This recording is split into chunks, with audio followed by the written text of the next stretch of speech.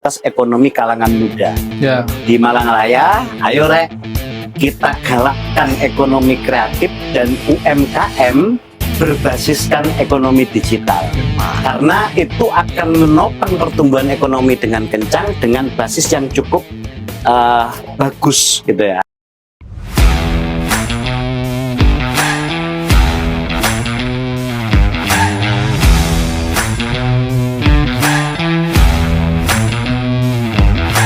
Assalamualaikum warahmatullahi wabarakatuh. Kembali bersama saya Thoriqul Aslam di Lini Talks Podcast bersama DPRD Provinsi Jawa Timur. Oke, baik. Pada kesempatan pagi hari ini kita kedatangan narasumber yang luar biasa, tentu menemani perbincangan kita di aktivitas pagi, siang, atau sore, dimanapun para penonton berada. Pada sesi kali ini, kita akan sedikit membahas soal adaptasi digital UMKM. Oke. Baik. Dalam proses kita kehidupan tentu tidak bisa lepas dari yang namanya jual beli, perdagangan, dan juga pelaku pasar. Nah, teman-teman mungkin juga merasakan bagaimana teman-teman biasanya belanja online, biasanya membeli barang melalui platform digital yang bertebaran di mana-mana, yang bahkan menyatu dengan platform media sosial. Ini merupakan sebuah fenomena yang menjamur di tengah kepesatnya kemajuan teknologi. Namun sebelum kita masuk ke dalam pembahasan kita, nah, izinkan saya untuk mengenalkan nih para narasumber hebat kita yang telah bersama saya pada kesempatan pagi hari ini. Saya Thoriqul Aslam sebagai moderator dan host pemandu untuk kegiatan diskusi kita di Lini Talk Podcast. Baik, yang pertama saya perkenalkan ada di sini anggota Dewan Perwakilan Rakyat Daerah Jawa Timur, Bapak Muhammad Arbayanto SMH. Siap. Assalamualaikum. Selamat pagi semua teman-teman. Salam satu jiwa. Nah, masuk ini. Jadi Bapak Arbayanto ini membidangi Komisi B. Ya, komisi yang mitra kerjanya urusan perekonomian. Urusan perekonomian. Ya. Ini tentu masuk Pak dengan tema kita ini. Cocok. UMKM masuk.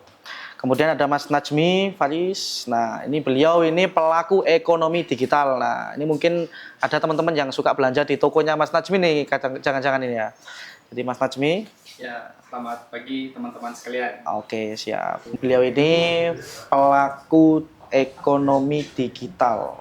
Ya. Jadi beliau dengar-dengar juga punya banyak toko nih, di marketplace kayaknya. Ya, di Lazada, Shopee, maupun di Facebook AdSense. Lengkap kayaknya. Lengkap ini ya. Tokonya banyak. Banyak sekali. Nah, so ini. Kemudian ada Mas Angga Kurniawan. Siap. Ini praktisi beliau ini, jadi kayaknya udah cukup luar biasa. Assalamualaikum warahmatullahi wabarakatuh. Waalaikumsalam. Salam sasaji, satu jiwa untuk warga Malang. Makin sasaji. Makin lengkap saja ini salamnya. Makin ngeri. Nah, ini ada yang Mas Dewan ini kita panggil Mas Arba. Iya. Oke, biar Biasa familiar dipanggil Mas Arba. Oke. Di dapil di konstituen panggilnya Mas Arba. Oke. Kalau Gus keberatan nanti. Bahaya itu. Kemudian Mas Najmi, kita panggil Mas aja ya, kita Ya, jadi lebih akrab. Ya, oke. Indonesia merupakan negara yang besar, kawan-kawan, teman-teman semua. Tercatat menduduki peringkat 4 penduduk yang paling tinggi jumlahnya di dunia. Dan ekonomi menyumbang lebih dari 8% ekonomi digital dari PDB kita. Nah, ini merupakan angka yang luar biasa. Pengguna gawai di Indonesia ini disinyalir hampir 2 kali lipat, teman-teman. Jadi memungkinkan ini satu orang bisa punya 2 gadget ini. Nah, ini merupakan sebuah potensi pasar. Nah, ini saya masuk ini ya ke Mas Najmi dulu. Bagaimana Mas Najmi menangkap ini? Ya, jadi menangkapnya karena melihat potensi yang sangat banyak. Ya mau tidak mau, hari ini produk harus terdigitalisasi. Orang harus tahu produk kita. Oke. Jadi mau tidak mau kita harus mulai riset pasar konsumen, apa yang memang dibutuhkan oleh konsumen, kita perlu membuat jualan di platform baik Lazada, TikTok Shop, terus Shopee, dan yang paling enak itu juga jualan di Facebook AdSense. Oh, kalau boleh tahu sharing nih kita Mas ya. Masnya jualan apa aja nih? Mungkin kita bicara produknya, segmen produk lah kira-kira. Ya, jadi kalau di TikTok Shop, di Lazada dan juga di Shopee, saya jualan di ranah health, Oke, kesehatan, dan juga yang kedua itu di ranah pet shop. Pet shop. Ya, terus kalau di Facebook AdSense, Oke. itu saya lebih banyak jualan tentang Excel. Jadi Excel hari ini kan fenomenanya kan orang pada FOMO pengen jualan online. Oke. Cuma kan nggak tahu bagaimana ngitung HPP, Oke. terus bagaimana menghitung ROAS dalam iklan. Nah, saya buat aplikasinya di Excel, jadi ngejual itu. Iya. Karena itu juga sebuah tantangan ya. Oke. Tantangan dan juga peluang. Produk kesehatan dan juga pet shop ini. Ya. Ini kesehatan manusia apa hewan, Mas? Pet shop? Pet shop. Kesehatan hewan berarti ya? Iya. Ya. Berarti khusus di apa ya? Untuk kucing. Ya, untuk Anjing kucing, dan untuk sebagainya gitu anjing, ya. gitu. Oh, ini jangan sampai keliru teman-teman ya, nanti salah beli nanti bahaya itu. Oke, jadi tadi sudah disinggung ini terkait potensi pasar ini. Kita Iya. luar biasa sebenarnya hari ini. Nah, dari sisi Mas praktisi nih, Ya. kira-kira ini apa ya? Jadi sebenarnya dengan era digitalisasi ini yang sudah sangat meningkat, tentunya juga meningkat hal yang bisa menyebabkan terjadinya permasalahan. Kalau dalam dunia praktisi yang saya alami itu banyak kemudian hari ini konsumen selaku penikmat e-commerce itu terlibat masalah terutama penipuan.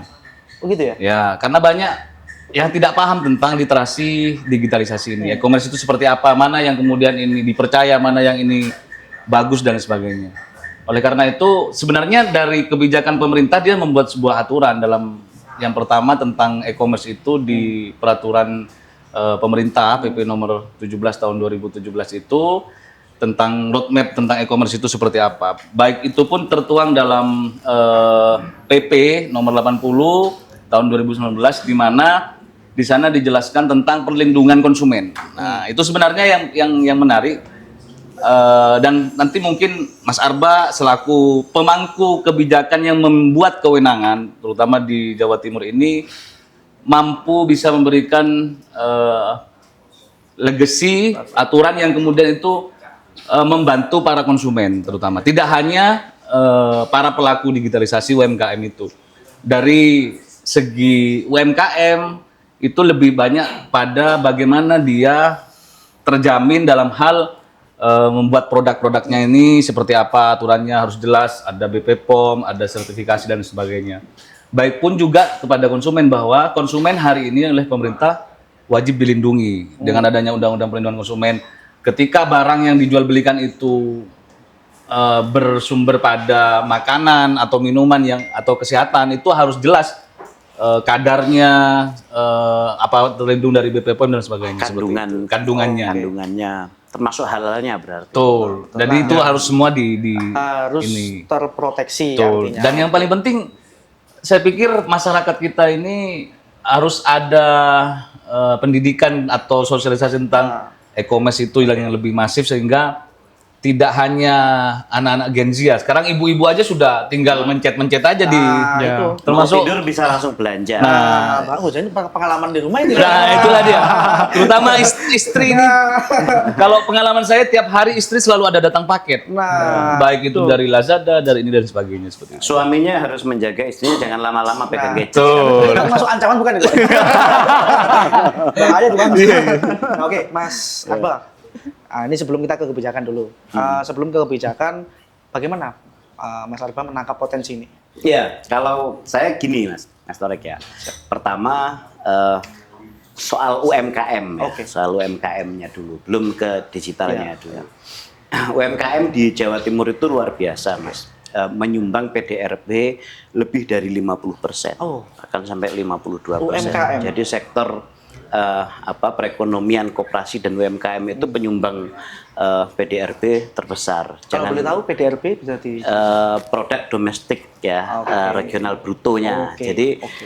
kita itu kan kalau ngomong ekonomi ya, ekonomi dari aspek serapan tenaga kerja. Oke.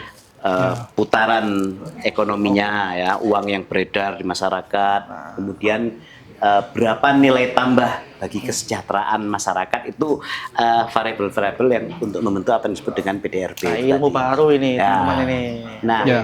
lebih dari 50% PDRB Jawa Timur itu disumbang dari sektor kalangan perekonomian rakyat, koperasi dan UMKM. Ini belum bicara tentang apakah itu formal atau informal ya, dan sebagian besar itu adalah sektor informal begitu. Nah, kami mendorong bagaimana bisa tumbuh dan berkembang sektor UMKM. Isu utama untuk menumbuh dan mengembangkan perekonomian rakyat ya, termasuk di dalamnya adalah UMKM, itu sebetulnya 4 hal, Mas. Oke. Ya, agak panjang kita cerita. Nanti kita akan bicara tentang digitalisasi itu tadi kan. Yang pertama, memastikan bahwa masyarakat itu memiliki kemampuan untuk memproduksi. Jadi aspek produktivitas. Kadang-kadang kita nggak sadar di lingkungan sekitar ya, masyarakat itu ada potensi-potensi yang bisa dikembangkan. Kalau dulu orang tidak tahu bahwa apel yang sedemikian banyaknya di Batu, di Malang Raya, itu tidak hanya bisa dijual dalam bentuk buah saja, tetapi bisa kalaupun apelnya sudah nggak terlalu laku kalau dijual, misalnya bukan busuk ya, tapi sudah layu begitu, itu ternyata bisa dibuat keripik. Bisa ada nilai tambah. Ya, ada nilai tambah yang bisa dilakukan gitu kan. Kemudian nangka dan berbagai macam buah-buahan lainnya. Nah, diberi pelatihan termasuk juga wawasan bahwa ini bisa dihilirisasikan. Kalau dulu mungkin tidak pakai istilah itu begitu ya. Dan alhamdulillah kita sekarang sudah mengenal keripik apel, keripik nangka dan sebagainya. Artinya ada banyak hal lain yang itu bisa dikembangkan dari perspektif produksi. Ini yang sekarang sedang kita terus dorong begitu ya. Potensi-potensi apa saja di lokal desa bahkan yang itu bisa dibuat sebagai bagian dari produktivitas perekonomian masyarakat. Yang kedua, selain produksi juga apa yang disebut dengan akses permodalan. Akses permodalan. Banyak ya sektor informal masyarakat kita itu yang dia punya kemampuan untuk memproduksi, tetapi dia tidak cukup bisa mengembangkan karena keterbatasan akses permodalan. Ya. Ini juga penting untuk dipikirkan oleh kami di pemerintahan, karena masyarakat kita itu rajin sudah. Jadi kemiskinan kita itu bukan karena masyarakat kita malas, tapi apa yang disebut dengan kemiskinan struktural, bukan kemiskinan kultural. Kemiskinan struktural itu apa? Masyarakat tidak punya akses terhadap berbagai macam sumber daya, termasuk dalam hal ini adalah permodalan. Nah, ini yang kemudian sedang kita dorong ya, aspek permodalan dengan berbagai macam skema kredit. Baik dari pendekatan fiskal, ya, bantuan-bantuan modal bergulir dan sebagainya dari APBD, maupun dari sektor moneter dengan memberikan kebijakan di aspek perbankannya. Kalau kami bisa masuk di misalnya di Bank Jatim begitu ya, untuk memberikan kredit lunak kepada masyarakat dengan menggunakan mekanisme moneter gitu ya, perbankannya. Itu isu yang kedua. Isu yang ketiga, manajemen, Mas. Masyarakat kita itu mungkin dia punya usaha yang bagus, permodalan juga kita bisa dorong, tetapi kontinuitasnya dia tidak bersifat kontinu karena dia tidak bisa membangun manajemen usaha yang bagus. Nyampur dompet untuk bisnisnya sama dompet dapur. Uang belanja modal katut buat beli beras. Atau kemudian tiba-tiba kena musibah, anaknya sakit, anggota keluarganya kecelakaan atau apa begitu, ini mengganggu usahanya akhirnya. Nah, untuk mengelola dengan baik aspek keuangan, manajemen produksi, manajemen apa segala macam itu perlu diberikan pengetahuan. Makanya perlu pelatihan-pelatihan manajemen mikro yang itu juga sudah kita dorong. Karena nanti kaitannya dengan kalau kita sudah mampu punya UMKM yang kuat, produksinya bagus, permodalannya cukup, pasarnya juga dia bagus begitu, manajemen pengelolaan usahanya itu juga kuat, maka ini akan continue. Oke. Karena kadang-kadang problem Mas ya yang kami temui waktu saya tanya ke Dinas Perindustrian dan Perdagangan, kenapa kok enggak ekspor produk-produk UMKM itu didorong kuat Pak? Gitu. Ternyata jawaban dari Kepala Dinas, salah satu problem kita itu untuk mendorong produk UMKM diekspor itu kontinuitas. Kita sudah kontrak, katakanlah misalnya sekian banyak jumlah volume setiap bulan yang akan di stok ya. Tapi ternyata UMKM tiba-tiba karena ada kendala-kendala itu tadi macet, akhirnya kan tidak kontinu, sana kecewa. Iya. Nah, ini yang jadi persoalan gitu kan. Nah, pasar kan. Nah, khusus di isu pasar itu tadi, digitalisasi itu menjadi penting. Tadi Mas Najmi Faris menyampaikan gitu ya. Kita tidak sadar bahwa digitalisasi market terutama untuk kalangan UMKM itu bisa memotong mata rantai ya. Dia bisa dari produsen langsung ke konsumen. Dia tidak perlu lagi bahkan melalui distributor yang kadang-kadang sedemikian panjang, rantai distribusi yang sedemikian panjang dengan berbagai macam alur administrasi yang panjang begitu kan, ya. Yang rumit, terlalu rumit kadang ya kan, langsung kirim begitu. Paling cuma kalau yang pelaku digital ini kan ada istilahnya afiliator mungkin ya. Tapi itu kan sebenarnya tidak mempengaruhi rantai distribusi. Iya, betul. Ini hanya bicara tentang Promosi, aspek promosinya begitu. Nah, kita dorong itu karena sektor UMKM kita itu kalau didorong dengan menggunakan mekanisme pasar reguler, pasar yang selama ini kita kenal begitu, aspek kebijakannya itu akan rumit. Gitu. Tapi dengan digitalisasi ya, maka UMKM kita itu langsung masuk ke pasar. Jadi dia nggak berpikir lagi untuk sekedar mengekspor menjual tidak hanya lintas provinsi dalam satu negara, tapi bahkan lintas negara. Produk misalnya tas kulit begitu ya, di Malang ini kan ada ya produk-produk tas kulit, sepatu dan sebagainya yang kalau dia mau menjual ke luar negeri ekspor maka perlu sekian volumenya, perlu perizinan ini apa segala macam. Tapi kalau kemudian orang luar mau beli secara online dia langsung bisa kirim. Oke. Persatuan begitu. Persatuan. Artinya bisa itu meningkatkan produksi sekaligus juga pasarnya. Karena problem utama kita selain juga aspek produksi dan modal setelah manajemen yang tidak kalah penting itu pasar, Mas. Kami di DPRD Provinsi Jawa Timur sering melakukan sidak kunjungan kerja ke beberapa unit-unit usaha mikro masyarakat begitu ya. Saya tanya, produknya sampean ini sebenarnya banyak dan bagus-bagus begitu. Sampean sudah punya kemampuan untuk memproduksi, kemudian permodalan juga cukup kuat, tapi kok nggak bisain pasar, Pak. Kami butuh pasar gitu. Pasar. Problem. Digital ya, digital market itu sebenarnya mengatasi problem soal pasar.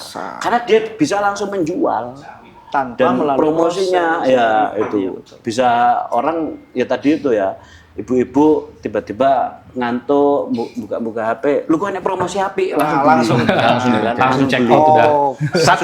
Sudah selesai beli ini, lu kok enak sing HP meneh, beli lagi. Tak sadar batas kanjengnya. Penuh tuh. Gak bisa beli gitu. Oh ternyata saldonya entek. Masih ada SPayLater. SPayLater bisa ngutang lah sekarang. Artinya orang tidak harus sekarang itu dengan digital marketing ya, membeli produk-produk UMKM itu tidak harus capek-capek datang ke tempat produksi atau ke pasar, ya kan? Menjelang tidur ngantuk-ngantuk aja bisa tiba-tiba beli produk. beli barang, ya kan? Paling suaminya yang kepikiran ya Allah. Ya kan? Proteksi. Oke, Mas Arba. Nah ini tadi menarik ya, Mas Arba membagi ada 4 segmen jenis bagaimana kita bisa meningkatkan lah istilahnya terkait dengan pemasaran dan sebagainya. Ada produksi, modal, manajemen, pasar lah. Sepengalaman Mas Najmi nih dalam 4 hal tadi, coba bisa kita dengar sedikit lah cerita yang berkaitan dengan tadi. Ini kan Mas Najmi ini kan cakep inilah kira-kira kan. Ya, jadi teman-teman sebetulnya memang modal itu buat pelaku pertama itu memang menjadi salah satu PR besar ya. Jadi ketika orang mau bisnis online itu yang dia pikirkan adalah modalnya pasti besar. Oke. Padahal sebetulnya modal itu tidak besar loh. Cukup bagaimana kita meriset pasar yang baik, terus habis itu kita tahu betul bagaimana mengupload produknya, desain produknya, kata kunci produknya, karena itu menjadi poin penting. Oke. Setelah itu baru kita melakukan yang namanya iklan, iklan produk. Setelah itu baru kita kerjasama juga dengan afiliator, karena dengan afiliator juga maka produk kita akan semakin di-up lebih banyak. Jadi sebetulnya buat para teman-teman yang hari ini masih takut untuk bisnis online karena modal, sudahlah. Modal mungkin 1 juta itu udah cukup. Mungkin ya. Cuma untuk beli rak di belakang. Ya, buat beli rak bisa juga.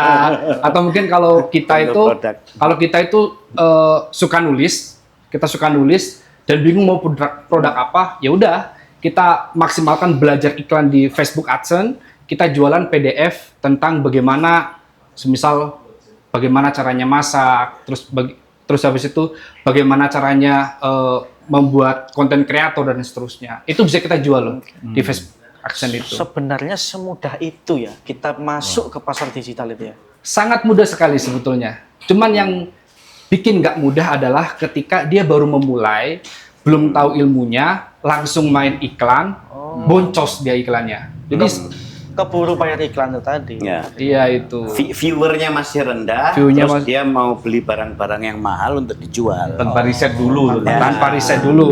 Betul, betul. Makanya sebetulnya mulai dari bagaimana bikin konten, bagaimana nemukan judul yang bagus, Oke. itu ada caranya gitu. Oke, siap. Oke, dalam perjalanan Mas Najmi nih dalam berbisnis online kira-kira, nah pernah nggak sih menemui, ini produk kok naiknya cepet banget nih, Ya. ini produk kok malah stagnan aja, apa sih kira-kira? Pernah nggak? Faktornya apa coba? Bisa kita dengarkan ceritanya nih. Pertama ya, pernah sih.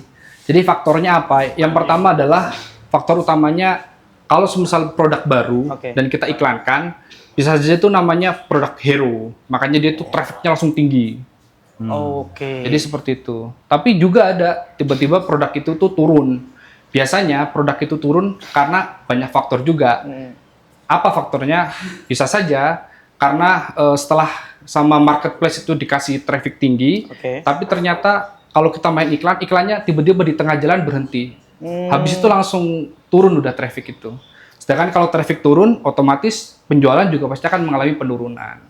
Oke, berarti itu tergantung traffic ya Mas ya? Iya. Istilahnya ya bahasanya. Logikanya kan traffic itu kan orang yang datang gitu. Orang Jadi yang kalau datang. semisal nggak ada traffic, gimana orang akan membeli kan gitu. Oke, ini menarik ini. Jadi kita perlu digitalisasi untuk salah satunya adalah branding. Tapi begini, ada persoalan nih di masyarakat kita. Nggak semua Mas kita punya gawe itu bisa tahu nih. Kira-kira ini produk yang benar-benar naik atau jangan-jangan ini produk culas kan banyak. Jadi Ya. kemudian beli kena diskon murah yang datang batu bata, foto itu loh. Ya. Kan sering kali kita temui itu. Ya, Nah, banyak pernah ada kasus- kasus kayak gitu. kasusnya Banyak sering, kasus sering seperti sekali itu, itu ya. kasus kita datang kemudian datang produk yang tidak sesuai. Nah, Ya. kira-kira dari pandangan Mas praktisi digital gimana? Ya, kalau Angga. sebenarnya kalau dari segi aturan kebijakan itu sudah cukup bisa menjadikan itu mengamankan dari pihak konsumen dan juga pelaku UMKM digitalisasi itu. Jadi tentunya kalau misalkan kacamata dari pelaku UMKM atau yang mempunyai produk, bagaimana produk itu dia bisa terjamin secara kualitas dan dia benar-benar menjual sesuai produk. Oke. Ya. Jangan sampai dia menjual sesuatu yang tidak benar dengan apa adanya. Nah, itu kemudian diatur lagi di Undang-Undang Perlindungan Konsumen bahwa ketika konsumen merasa dirinya itu ditipu oleh online atau UMKM yang menjual tidak sesuai dengan produk, mereka bisa untuk melakukan pengembalian. Atau kemudian kalau ternyata dalam prakteknya atau ada UMKM yang tanda kutip nakal ya mungkin ya, Oke. atau dia sehingga banyak melakukan jual beli yang itu dia hanya kick and run, dia buat marketplace, kemudian dia menjual produk yang tidak sesuai, banyak yang mengkomplain akhirnya dia menutup toko tersebut. Buka Ya. buka marketplace baru. Buka marketplace baru. Dengan akun baru. Betul. Makanya saya pikir nanti Bapak Dewan ini, Mas Harba ini tentunya punya strategi khusus di Komisi B itu bagaimana membuat kebijakan yang mengamankan kedua sisi. Jangan sampai kemudian hanya konsumen saja yang dilindungi, tapi juga produsen bagaimana juga dilindungi terkait produknya. Tentunya ada hak cipta di sana ketika produknya ini. Jangan sampai tumpang tindih antara penjual satu dengan yang lain. Iya. Makanya digitalisasi ini kan tujuannya mengatasi masalah panjangnya rantai itu sehingga tidak terjadi masalah ke depan begitu. Oke. Jadi dari sisi penjual ini kita dan tadi pembeli sudah ada perlindungannya. Sama-sama aman akhirnya. Iya. Betul. Sudah ada perlindungannya. Cuma kenapa ini ya fenomena ini menjamur? Nah ini dari sisi literasi digital yang kita mulai masuk ya. Menurut Mas Najmi dulu sebelum kita ke kebijakan, seberapa penting emak-emak, ibu-ibu dan kita sebagai apa istilahnya Gen Z ya, Gen kita ya, Gen dan Z. teman-teman banyak pengguna gawai memahami literasi digital. Mas Najmi. Ya sangat penting ya, terutama kalau berbicara mengenai jual beli di marketplace ya. Oke. Jadi memang banyak sekali fenomena produk-produk itu fake, artinya nggak real, sehingga ketika datang itu juga tidak sesuai dengan apa yang diinginkan. Ya. Makanya buat para pembeli ini harus paham betul, lihatlah dari sisi kontennya, apakah fotonya itu real ataukah fake. Terus habis itu juga dilihat dari ulasannya, Ulasan, komentar-komentar. komentarnya. Karena ulasan real sama fake itu juga terlihat bahasanya. Biasanya kalau fake itu bahasanya lebih kepada menonjol-nonjolkan. Oke. Ya. Jadi kuncinya di situ terlalu menonjolkan. Jadi kelihatan oh ini pasti bagus. Sebetulnya itu adalah fake. Fake. Ya, jadi dilihat juga dari jumlah penjualan daripada produk itu.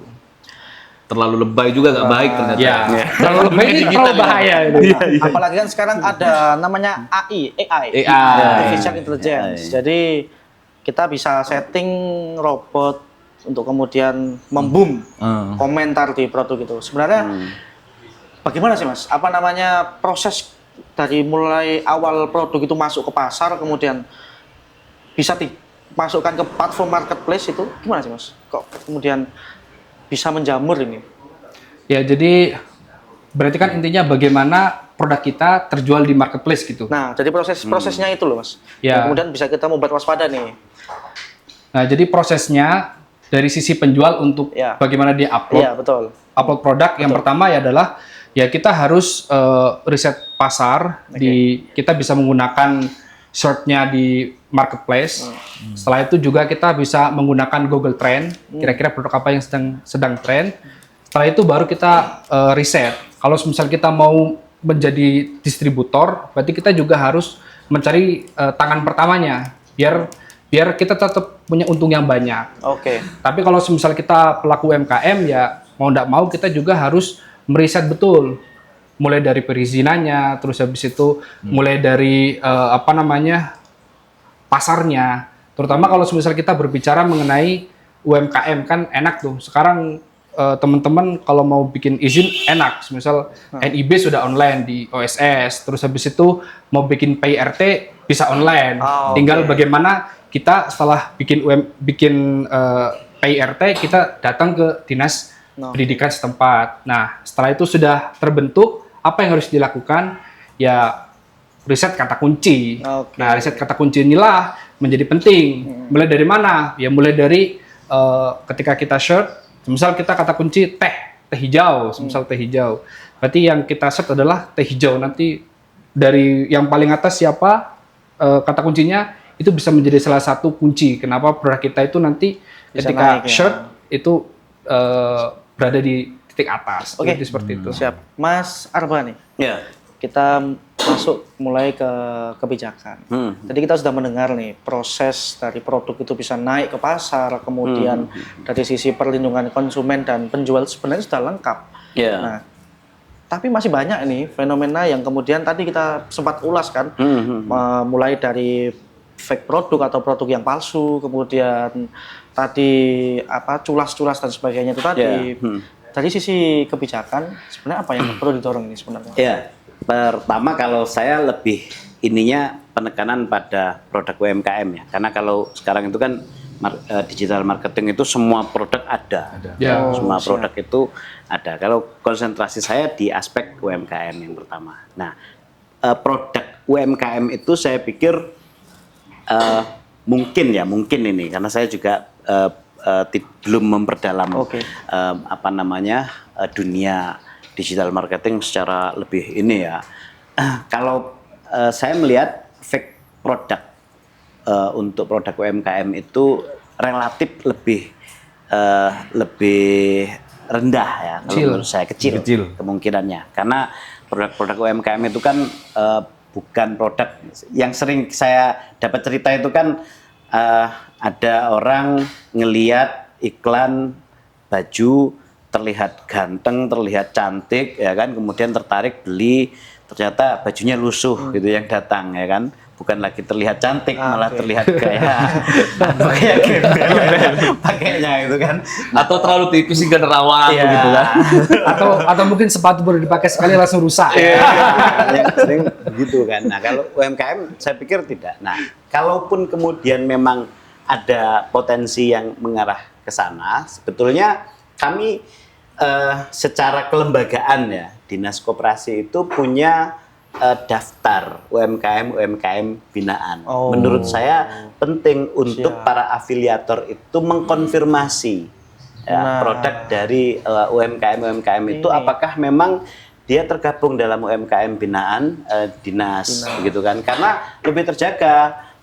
Produknya juga memang produk yang dihasilkan melalui proses yang itu betul-betul mendapat asesmen dari pemerintah. Kemudian permodalannya juga cukup kuat karena memang kita ada kebijakan-kebijakan yang mengarah pada aspek tersebut. Kemudian manajemen usahanya pun juga kita dengan pembinaan dari dinas itu juga akan lebih bagus. Artinya terjaga dari aspek itu. Kemudian yang kedua, selain juga ini ya, yang bisa kita lakukan itu hanya preventif dari aspek unitnya itu. Karena kalau ngomong kebijakan sebetulnya mungkin akan dilengkapi oleh Mas Angga ya. Mas Angga.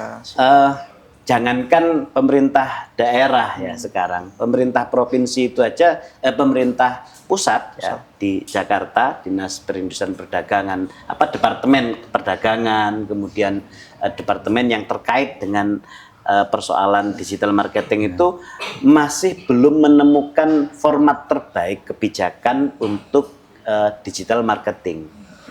Ya, belum menemukan ya format terbaiknya itu. Karena unik ya sebenarnya fenomena digital marketing. Hampir di semua hal, bukan hanya digital marketing. Kita dulu tidak pernah menduga ya, kalau ngomong dunia digital ini ya, kita tidak pernah menduga ada bisnis ojek, tapi mungkin dia bahkan nggak punya sepeda motor di rumah, tapi kemudian jadi kaya raya gara-gara ojek online. Ya kan? Ojek online. Kita tidak pernah mengira kalau akan ada satu masa di mana orang bisa bisnis kamar hotel tanpa dia punya satu kamar hotel pun, tapi dia bisa kaya raya karena bisnis kamar hotel. Sekarang ini kan kita tidak pernah menduga. Kita tidak pernah menduga akan tiba satu masa, dulu waktu saya masih kecil, atau pada saat masih mahasiswa saja sekalipun gitu ya. Saya belum ada itu, Pak. Iya, makanya. Berarti kita sama dong. Sama-sama muda loh. Iya. Kita tidak pernah menduga ya, kalau kita bisa beli sepatu Nike original, itu tanpa harus datang ke Singapura untuk beli. Bahkan dari kasur. Ya, betul. Kita tidak pernah menduga kalau akan ada satu masa di mana produk lokal kita seperti handicraft yang dijual hanya di pasar-pasar kecil begitu, tiba-tiba ada pembeli yang berminat untuk membeli itu, dia orang Amerika sana. Kalau bukan karena digital marketing. Nah, pengaturan tentang, karena kan nanti ada isu bea cukai, isu apa segala macam, itu yang masih terus disempurnakan oleh pemerintah, dalam hal ini pemerintah pusat begitu ya, sehingga kami di pemerintah daerah, isu utama ketika bicara tentang digital marketing itu adalah bagaimana memperkuat unit produksi terlebih dahulu. Produksi. Tapi kita sangat konsen ya, kalau mendorong kalangan UMKM itu memang masuk ke digital marketing. Ya, masuk ke karena kita tidak lagi pusing untuk membikinkan pasar, ya, misi-misi dagang Dinas Perindustrian dan Perdagangan Provinsi Jawa Timur itu tidak terlalu harus didorong kuat, karena itu konsekuensinya anggaran loh. Sekali kita membuat misi dagang misalnya ke Korea gitu, membawa sekian banyak kalangan usaha UMKM rombongan itu pakai duit rakyat, harus gitu kita kan? efisiensi sekarang ini. Dan nggak bisa kalau kemudian sudah anggaran yang dipakai besar, tapi produk yang terjual di sana juga tidak nutut dengan jumlah anggaran yang harus dikeluarkan. Kemudian jejaring pasar yang dibentuk dari satu misi dagang itu juga harus signifikan. Tapi dengan digital marketing, orang per orang sudah bisa promosi sendiri. Oke. Orang per orang. Nah, kami kalau ditanya tentang kebijakan, aspek kebijakan ya kalangan UMKM, kami lebih pada memperkuat kelembagaan. Tantangannya ya sekarang itu, Mas Torik, tidak sedikit usaha-usaha ekonomi rakyat, tapi belum terlembagakan. Nah, belum punya NIB, tapi produknya bagus-bagus, ya kan? Ini juga kesulitan kita untuk mengintervensi pengembangannya kalau kemudian masih sangat informal. Jadi kenapa kemudian sektor informal kita itu menopang perekonomian nasional dengan kuat, ya? Karena kita tidak sadar pedagang-pedagang, tukang pecel, tukang bakso, bahkan nggak punya NIB, tapi mereka itu betul-betul memutar roda ekonomi. Nah, untuk mengintervensi dari aspek program dan anggaran itu kita kesulitan kalau masih belum dilembagakan. Itu tantangan pertama kalau kita mau mendorong ekonomi rakyat. Yang kedua, baru kemudian masuk di aspek permodalan, produksi, marketing, manajemen dan sebagainya, itu yang kita lakukan. Nah, kami punya rencana ya untuk memastikan problem digital marketing seperti fake product dan sebagainya tadi, memastikan semua UMKM yang berada di bawah binaan pemerintah, dalam hal ini Dinas Perindustrian Perdagangan, Koperasi UMKM gitu ya, itu memang betul-betul produknya berkualitas, kemudian bertanggung jawab terhadap kerusakan-kerusakan apapun ya, isu-isu seperti itu kan ngomong perlindungan konsumen, termasuk juga kalau sudah masuk dalam jejaring UMKM binaan pemerintah, kalau ada persoalan hukum yang yang menimpa ya, yang timbul akibat proses tadi akan lebih mudah untuk ditelusuri. Penting juga menurut saya ya bagi para afiliator maupun marketplace itu untuk mengkonfirmasi setiap, terutama yang produk-produk UMKM itu apakah ini masuk dalam jejaring UMKM binaan dari pemerintah. Itu untuk menjamin juga supaya konsumen tidak dirugikan. Siap, Mas. Berarti dianjurkan juga bagi masyarakat UMKM itu agar jadi binaan koperasi, Dinas Koperasi Jatim. Betul, Ini penting juga agar teman-teman bisa terlindungi ya. Jadi jangan ragu nih kira-kira. Oke. Ya. Mas Angga, terakhir nih. Ya. Tadi soal fake product, kemudian nanti ada scamming juga kan, berbahaya juga kan digital ini kan karena platform bebas kan. Tadi seperti oleh Mas Najmi. Nah, bagaimana kira-kira untuk menangkal itu? Ya, pertama, kalau dari saya sebagai praktisi bahwa masyarakat harus melek hukum. Melek hukum, Hukum apa yang dipakai? Melek hukum bagaimana tentang digitalisasi, marketing, kemudian hukum perlindungan konsumennya, aturan-aturan itu harus jelas. Cuma memang delok masyarakatnya sing di pedesaan kan yo roto angel. Nanti kan Mas Arba sebagai perwakilan rakyat Malang Raya ini juga pasti tidak bisa sepenuhnya memberikan literasi pendidikan yang menyeluruh kepada semua masyarakat. Justru masyarakatlah yang harus terbuka pikirannya. Ayo, jangan sampai kita tidak tahu tentang digital, jangan sampai kita tidak tahu tentang marketing begitu. Sehingga kita bisa tahu apa saja yang bisa menyebabkan terjadi permasalahan ke depan. Kemudian nanti bisa menjaga, mengantisipasi. Bagaimana kalau sudah terjadi, sudah kadung terjadi, makanya saran saya memang sepakat dengan Mas Arba tadi, harus memilih UMKM yang itu di bawah naungan Dinas Koperasi atau Dinas Perindustrian Perdagangan, sehingga kalau terjadi apa-apa enak, kita bisa menggugatnya kemana nih. Nah, kalau misalkan sudah, ya kalau misalkan hanya beli satu barang mungkin nggak terasa, tapi kalau sudah beli dalam jumlah yang banyak, kerugian juga banyak, kan tentunya kesulitan nanti kalau tidak jelas UMKM digital yang di luar Dinas Koperasi dan Perindustrian ini. Tapi kalau sudah dalam naungan ini kan, wah, tinggal kita bilang Mas Arba aja bisa nih, tinggal tegur nih. Oh ini. Kepala dinasnya langsung kita panggil. Bisa dipanggil nanti. Memang betul beliau bukan sembarang Oh, beliau. iya. Mas Arba ini. Oke. Lalu Mas, sudah? Sudah, kalau menurut saya sih itu aja sebenarnya, karena simpel sebenarnya. Jangan, semakin kita paham tentang informasi, maka kita bisa mengurangi untuk menjadi korban dari marketing digital itu. Seperti itu. Artinya teman-teman harus terbuka ya. Betul. Para ibu-ibu, anak-anak semua, gawai ini kalau kita tidak bisa menjaga, kita akan terbuka dan akan dibuka nih, jangan-jangan privasi kita kan. Terutama ini ibu-ibu nih, karena kasusnya gini Mas, yang banyak jadi korban dari penipuan marketing digital itu ibu-ibu, Emak-emak ini. makanya ini. Pasar terbesarnya itu ya mama. Nah, Ya. kalau bapak kan jadi korbannya mama yang sering mencet itu kan. Iya. Kok gajinya nggak habis nih belanjanya ini? Habiskan es peleter. Ternyata masuknya ke pelaku-pelaku ini uangnya. Ini. Ancaman juga nih. Oke, terakhir nih. Jadi dalam menyongsong digitalisasi UMKM, saya mau minta sedikit saja pesan closing lah dari narasumber dari mas-mas semua, agar kita lebih bijak dan tentu bisa melek digital. Mulai dari Mas Najmi.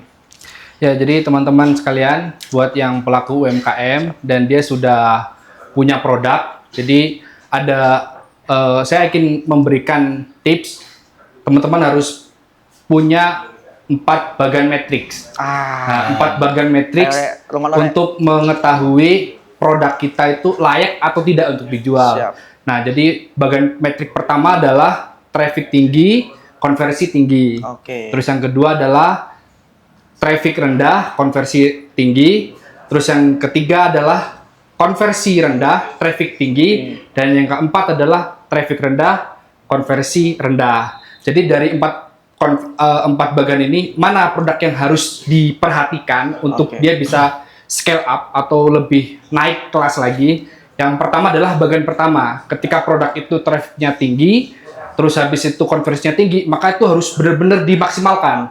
Teman-teman hanya cukup, yang pertama adalah manajemen stok, terus yang kedua adalah kalau teman-teman sudah bisa iklan, tambahin budget iklan. Oke. Ya. Terus yang kedua, bagian yang kedua adalah produk yang akan menjadi potensi hero.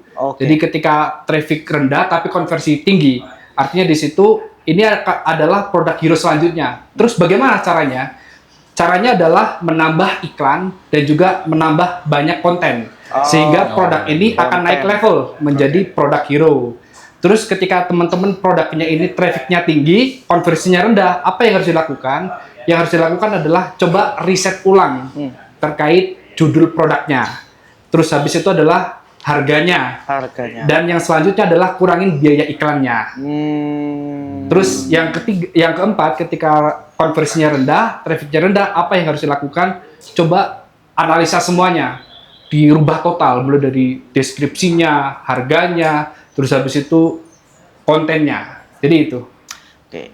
Catat saya, ini penting ini. Dari Mas Angga. Oh iya, kalau dari saya pesan terakhir untuk warga Malang, intinya kudu melek tentang informasi digital supaya kita masyarakat Malang tentunya bisa mendapatkan marketing digital yang itu benar-benar aman, terpercaya, dan tentunya produknya itu real, bukan fake. Oke. Sehingga tidak terjadi permasalahan di kemudian hari. Oke? Ojo Tahu lali. praktisinya ini. Iya. Terakhir Begini, nih. begini. Mas Arba, terakhir. Ya, kalau saya ya ini begini. Sekarang ini kan kita sudah masuk di era, sudah bukan masuk lagi, tapi sudah di tengah-tengah era yang disebut dengan bonus demografi ya. Ya. Jadi jumlah anak-anak muda kita itu jauh lebih banyak daripada orang tua dan anak-anak usia di bawah 18 tahun ya. Dan kita akan kesulitan untuk membangun struktur ekonomi yang kuat kalau hanya mengandalkan lapangan kerja.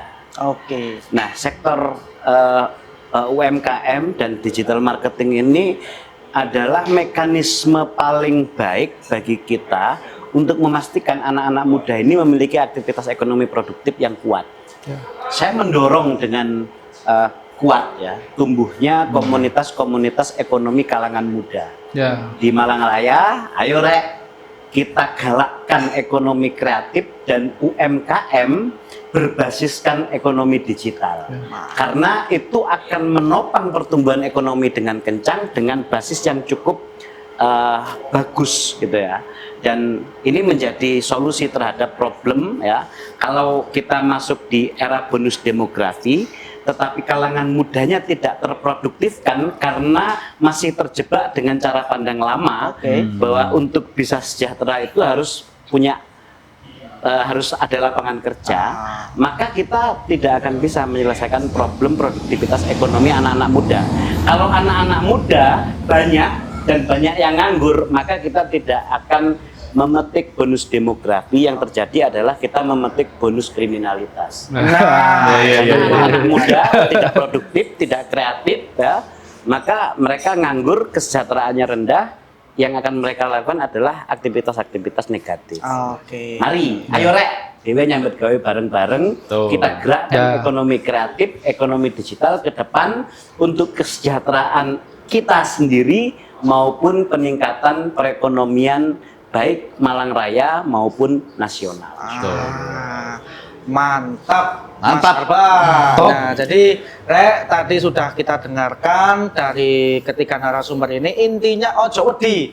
Kalau sampean punya produk, punya kreativitas, keluarkan, bisa dikomersilkan, dan tadi ada tips-tipsnya, cara perlindungan hukum telah disampaikan oleh praktisi tadi, dan dari Mas Dewan, ojo wedi, semua dijamin oleh negara. Oke, baik, berikut tadi penutup dari segmen podcast Lini Talks bersama DPRD Provinsi Jawa Timur.